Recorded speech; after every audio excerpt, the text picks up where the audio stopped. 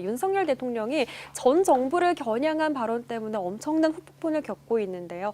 어디서 어떤 발언을 했는지 정리를 한번 해주시죠. 네, 지난 28일 날 대통령으로서는 24년 만에 참여했던 한국자유총연맹의 창립 기념식 행사였습니다. 네. 그 행사에서 대통령이 그 청중을 대상으로 했었던 연설들 중에서 반국가 세력이 종정선언을 노래 부르고 다녔다라거나 지난 정부를 연상시키게 하는 대북 제재 해제를 이야기하는 세력이라거나 종전선언을 노래한 세력이라고 하는 지칭들을 하면서 반국가 세력과의 명확한 싸움을 해야 된다라고 하는 식의 발언들을 계속 연거푸 연설문 안에서 반복하시면서 이와 관련한 이제 논쟁이 시작이 되었습니다. 저는 우선 첫 번째로 대통령의 연설문이라고 생각하기에는 네. 대단히 호전적이고 또 많은 국민들로 하여금 이전 정부의 대북 정책들을 떠올리게 할 만한 표현들이 많이 녹아 있어서 대통령이 왜 그날 그 자리에서 이렇게 발언을 하셨을지 여러 차원에서 좀 확인을 해봤는데요. 네.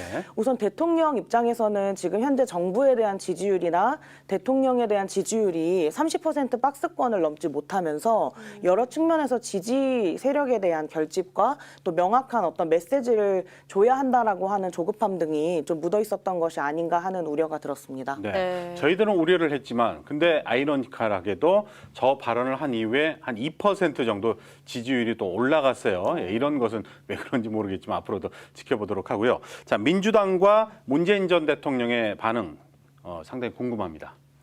민주당 입장에서는 당연히 관련해서 약간 똑같은 반응을 보여주셨는데요. 네. 저는 사실 대통령의 발언이나 표현들이 사실 문제가 많이 있다고 생각하는데 민주당 역시도 이제 대통령을 향해서 이와 관련한 이제 극우 대통령이라거나 관련된 이제 구테타 세력이라고 하는 표현 등을 서슴없이 쓰면서 사실 국민들 보시기에는 이제 눈살이 찌푸려지는 그런 정치적 공방으로 지금 좀 과열이 되고 있습니다. 네. 아무래도 이전 정부를 연상시키게 하는 여러 언급들이 있었기 때문에 문재인 전 대통령의 발언들도 많은 귀추가 주목이 됐었는데요. 그 페이스북 등을 좀 찾아보니까 네. 그 대통령이 책을 추천을 많이 하세요. 요즘 책방을 운영하고 계시다 보니까 네. 그 평화와 관련된 책을 하나 이제 소개하시면서 요즘에 냉전적 사고에서 헤어나지 못하는 세력들이 많다라고 하는 좀 우회적인 표현을 썼지만 사실상 이번 대통령의 발언을 직격하는 그런 비판적인 메시지들이 좀 나오고 있습니다. 네, 그렇군요.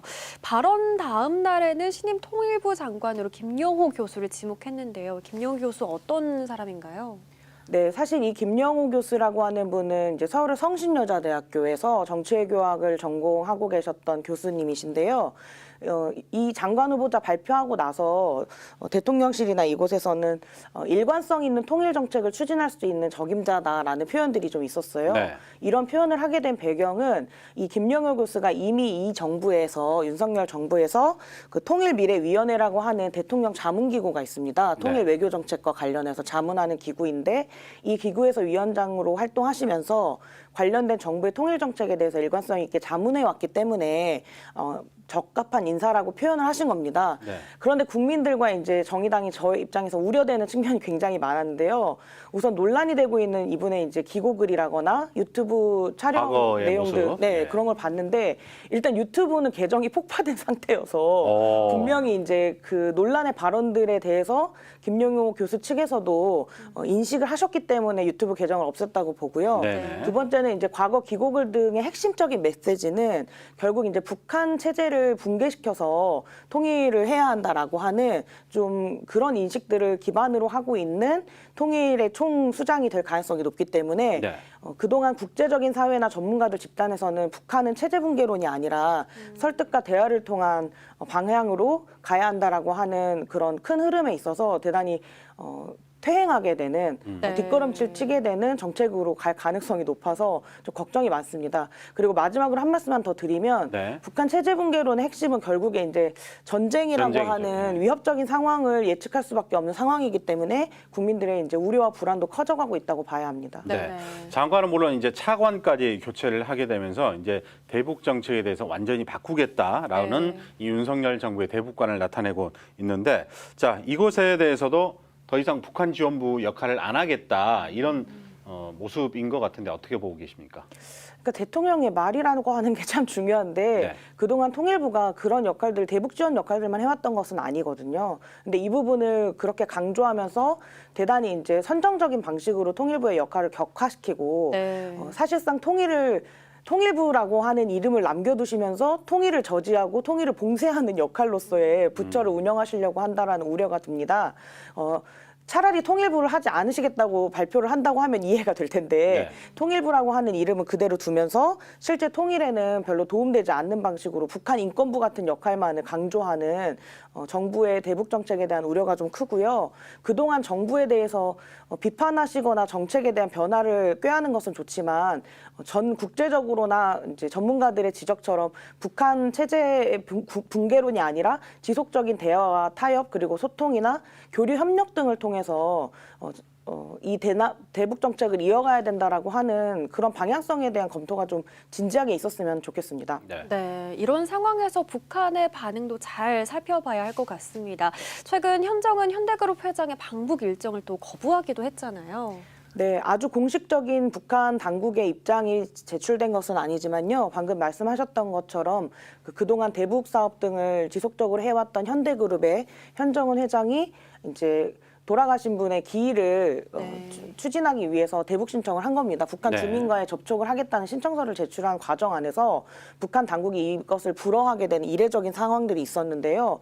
한 가지 또 주목할 만한 것은 그동안은 통일선전부라고 하는 부서에서 이런 일들을 다뤄왔는데 최근에는 이제 외무성이라고 하는 국가 대 국가 관계를 다루고 있는 부처에서 이 문제를 다루게 되면서 네. 북한 안에서도 남북 문제에 대한 어떤 대응의 방향들이 좀 변화가 있다라고 봐야 할 것 같습니다. 네, 싸늘해지고 있다 이렇게 정리를 네. 해볼 수가 있을 것 같습니다.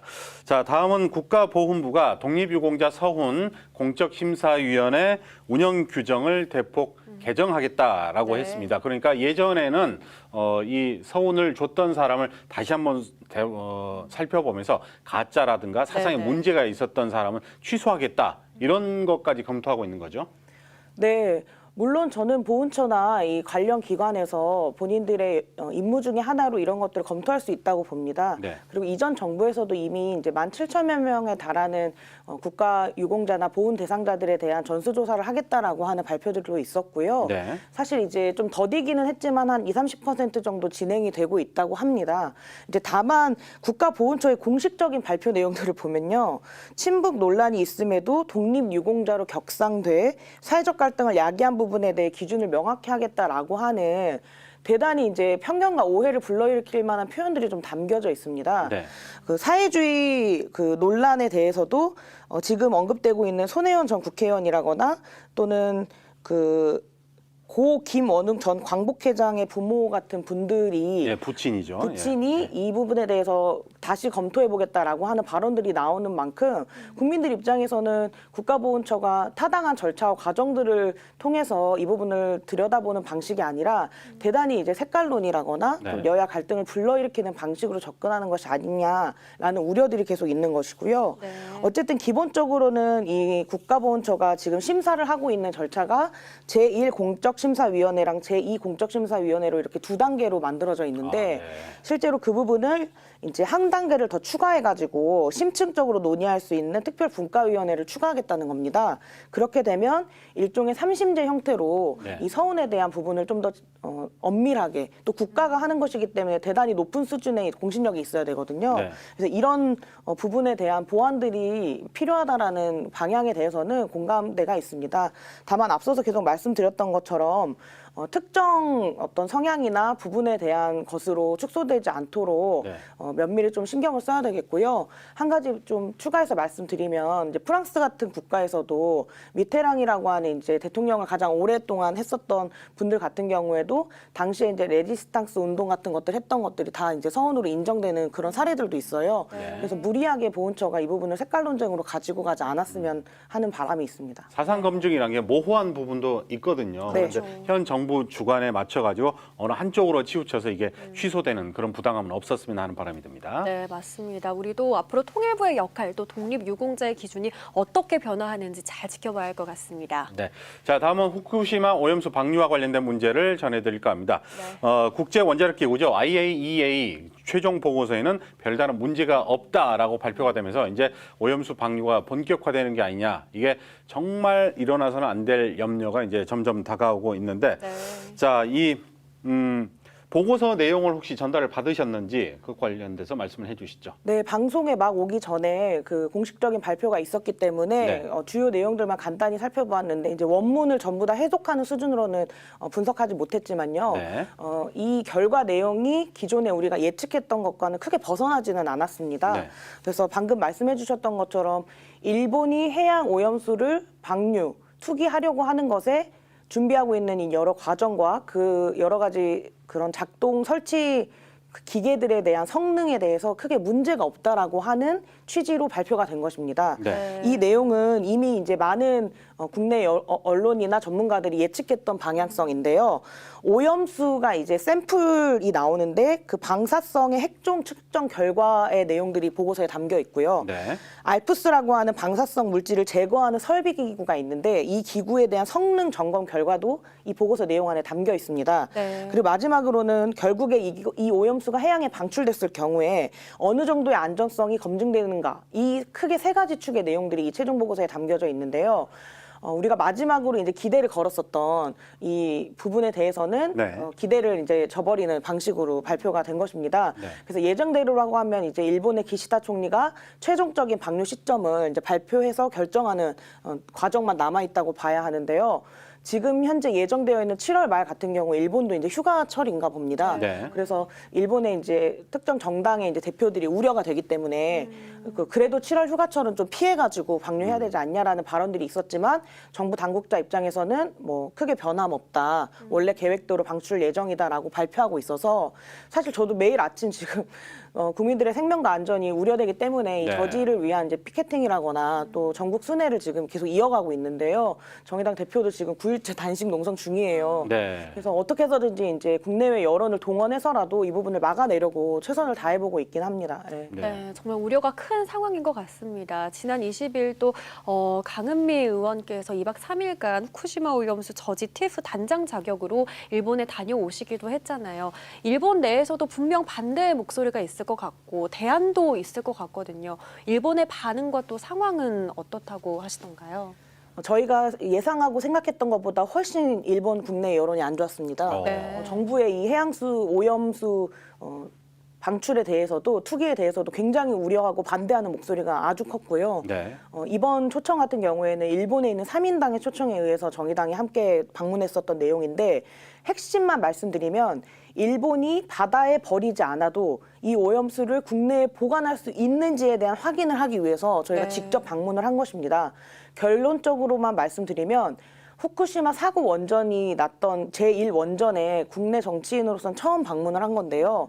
실제로 저희가 내부를 확인한 결과 국내에 보관 가능한 부지와 여력이 있다라는 확인을 정확히 하고 왔습니다. 네. 지금 10여 년의 시간 동안 일본이 자국 내에 보관하고 있었던 수천 톤의 오염수가 있거든요. 네. 그만큼의 오염수를 보관할 수 있는 또 다른 부지가 네. 추가적으로 일본에 있다는 것을 확인했기 때문에 일본 내 전문가들이나 각 정치 세력들도 일본에게 방류하지 말고 투기하지 말고 네. 국내에 보관하면서 이 위험을 모두에게 나눈 방식으로 전가하지 않도록 하는 목소리가 갈수록 커져가고 있다는 점을 반복해서 말씀드리고 싶습니다. 네. 다시 한번 덧붙여서 말씀을 드리면 오염수를 고체화해서 그것을 보관할 수 있는 땅이 있는데 이것을 오염수를 방류를 하면 비용이 절감이 됩니다. 그래서 뭐 그것이 일본을 위한 길이다라고 하면서 오염수를 방류하고자 하다 보니까 이렇게 우리 어민들 또 국민들의 불안감이 커지고 있는 상황인데요.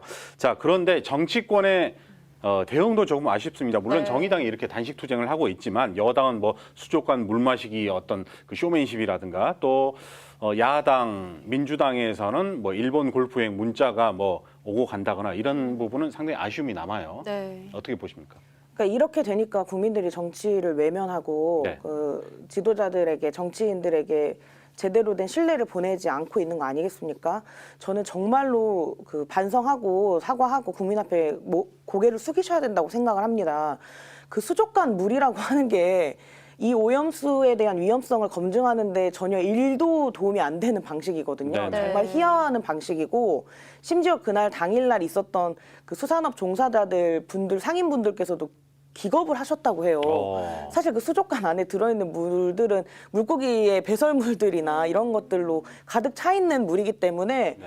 굳이 그렇게 퍼포먼스의 행위를 하지 않더라도 충분히 국민들에게 이 오염수 문제에 대해서 말씀하실 수 있음에도 불구하고 대단히 정치에 대해서 희화하고 그 국민들의 민심을 싸늘하게 만드는 행위였다고 생각을 해서요. 네. 비판받고 규탄 받으셔도 할 말이 없는 행위였다고 생각을 합니다. 네. 근데 이 부분과 관련해서 이제 야당인 민주당의 이제 김상희 부회장님 같은 경우에도 관련해서 이제 여러 가지 뭐 해프닝이었다고는 하지만 정서적으로 지금 일본의 어떤 이유에서든지 방문하는 것에 대한 국민적 반감들이 높지 않습니까? 네. 그 부분에 대해서 조금 더 조심한 행보들이 필요하다고 생각합니다. 네.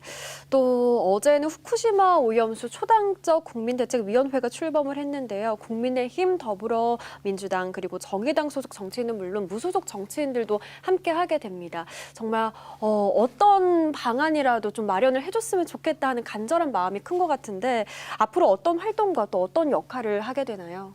우선 제가 참여하고 있지는 않아서 좀 제한적이긴 합니다만 내용들을 살펴보니까요. 아무래도 지금의 이제 후쿠시마 오염수 관련된 논쟁들이 이제 괴담이라거나 확인되지 않는 사실들 그리고 또 정부의 좀 불투명한 정보 제공에 있다고 보고 초당적인 정치인들이 목소리를 합쳐서 정부가 이와 관련한 국민들의 의혹을 불식시키기 위해서라도 좀 투명한 신속한 정보 제공을 할 필요가 있다라고 하는 지적들이 있었고요. 네. 또 이 사안들에 대해서는 결국에는 오염수 관련해서 이제 내용보다는 감정적인 그 갈등들이 격화되고 있기 때문에 정부의 어떤 적극적인 해명이라거나 대처에 대한 우려를 전달하는 그런 기자회견이었다고 봐야 합니다.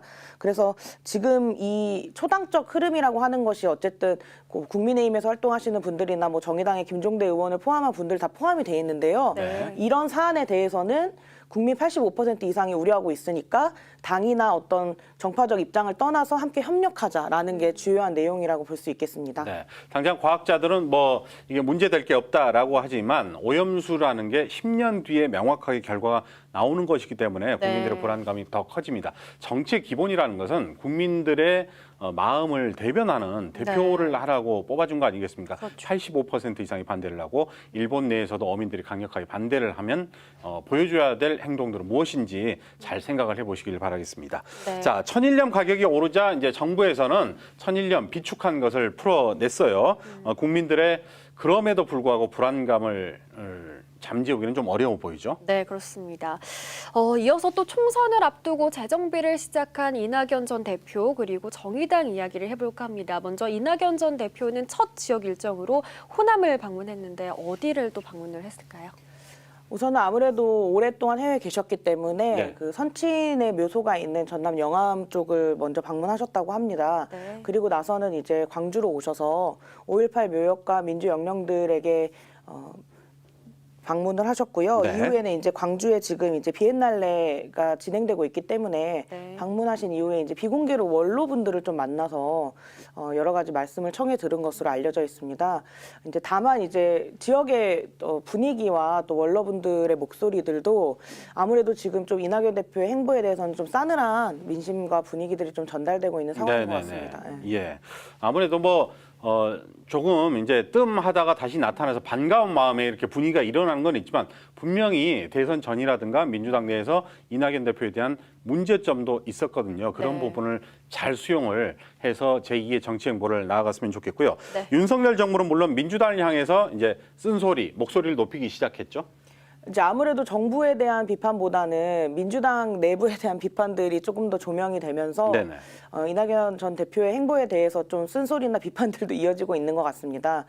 민주당의 어떤 혁신과 또 국민 눈높이에 맞는 혁신을 위해서라도 도덕성이라거나 하는 문제들을 빠르게 회복해야 된다라고 하는 좀 뼈아픈 질타들을 계속 이어가셨는데요. 네. 이와 관련해서도 이제 민주당 내부에서도 지금 이낙연 전 대표님의 행보라거나 이런 것들이 당의 화합에 크게 도움되지 않는 방식이다. 네. 그리고 이제 이렇게 나서는 방식으로 당의 화합을 저해서는 안 된다라는 이제 우려들이 계속 지적되고 있는 상황인 것 같습니다. 네.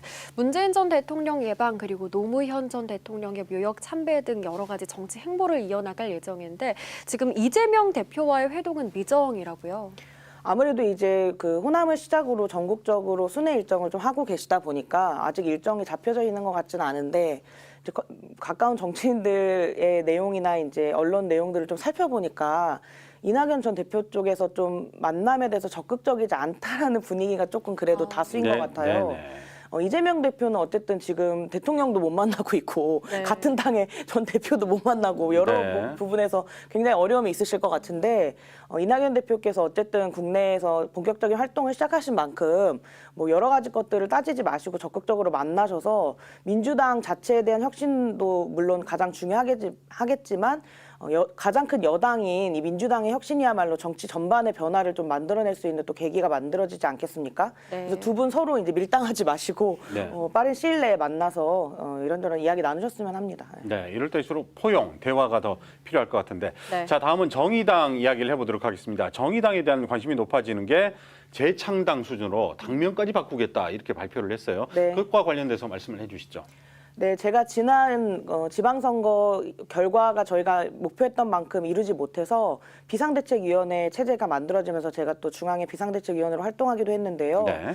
정의당이 이전처럼 이제 국민 여러분들께 충분한 신뢰와 지지를 받지 못하고 있다라고 하는 여러 가지 고민들 끝에 정의당의 창당 정신을 다시 돌아보고 이른바 6411 정신이라고 하는 과거 노회찬 대표님의 약자들을 향했던 정치를 복원하기 위해서 네. 재창당을 선언하고 여러 가지 절차와 과정들에 돌입하고 있는 상황입니다. 아무래도 지금의 정치가 국민들의 삶의 변화에 크게 기여하고 있지 못한 상황들에 대한 문제의식을 갖고 있으면서도요. 정의당부터 크게 변하고 혁신하고 내려놓고 다시 시작해야 된다라고 하는 그런 국민들과의 약속을 다시 드리는 과정이라고 이해해 주시면 좋겠습니다. 네. 일부에서는 정의당이 제 목소리를 내지 못한다 이런 지적도 있긴 하지만 그러려면 기회도 있어야 되고 의석수도 넓어져야 되고 세력이 규합이 돼야 되거든요. 네. 자, 그래서 나온 추측이 금태섭 전 의원 그리고 또 양양자 의원이 이제 창당을 선언한 신당 제3당에 대한 통합 이것에 대한 예상도 있거든요. 어떻습니까? 정의당 이정미 대표님은 아무래도 이제 여러 가지 우려되는 측면이 있으시기 때문에 좀 지켜봐야 된다라는 유보적인 입장이시고 네. 또 삶의 궤적 발언에 대한 해프닝도 좀 있었는데요. 네. 저는 지금이야말로 국민들 앞에서 각 정치 세력들이 국민들의 지지를 사랑을 다시 회복하려고 하는 적극적인 정치 혁신의 과정이 되어야 된다고 생각을 합니다. 네. 그래서 금태섭 신당이라든가 양양자 신당에 대해서 정말 저도 깊은 관심을 가지고 있고요.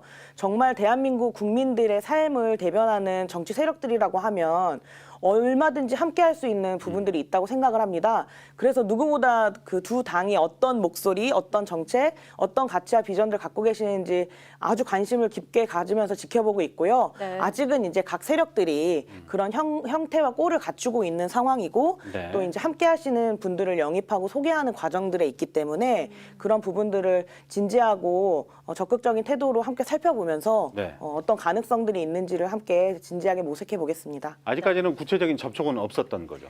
네, 사실 오늘 금태섭 신당 토론회가 광주 지역에서 있었는데요. 네네. 제가 토론회 초청을 받았는데 본방을 보자 출연을 해야 돼서 알겠습니다. 네, 함께하지 못했습니다. 네, 네, 앞으로 행보를 감사합니다. 지켜보도록 하겠습니다. 네, 지금까지 정의당 광주시당 문정훈 위원장과 함께 이야기 나눠봤습니다. 오늘도 고맙습니다. 고맙습니다. 감사합니다.